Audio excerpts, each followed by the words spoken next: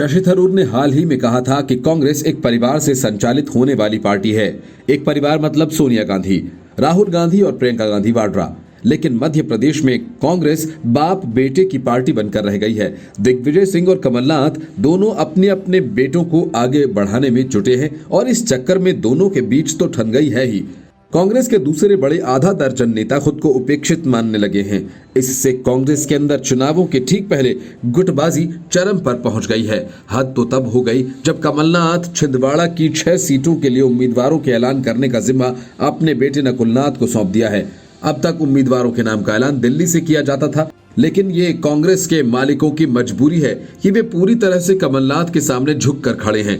कांग्रेस में पहले भी गुटबाजी रही है, लेकिन अब नई तरह की राजनीति सामने आ रही है। इससे इस विधानसभा चुनाव में अब कांग्रेस किसी की बपौती तो किसी को पिता से मिली हुई संपत्ति बनकर रह गई है। 3 साल पहले ज्योतिरादित्य सिंधिया के बीजेपी में जाते ही सरकार भी चली गई थी। तब लग रहा था कि कांग्रेस में गुटबाजी का दौर थम गया है। अब जब चुनाव सिर पर हैं, पार्टी 18 साल से विपक्ष में बैठी है।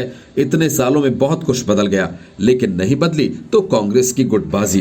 पुत्र मोह में नेता इतने अंधे हो चुके हैं कि पूरी कांग्रेस हाईकमान उनके आगे बौना दिख रही है। मुख्यमंत्री कमलनाथ जहां छिंदवाड़ा की सभी 6 सीटें बेटे नकुलनाथ से ऐलान करवा रहे हैं, वहीं टिकट वितरण में भूतपूर्व सीएम दिग्विजय सिंह और उनके बेटे जयवर्धन सिंह का दखल तेजी से बढ़ रहा है। वचन पत्र के लॉन्च के मौके पर कमलनाथ और दिग्विजय सिंह के बीच तू मैं मीडिया ने कवर किया है।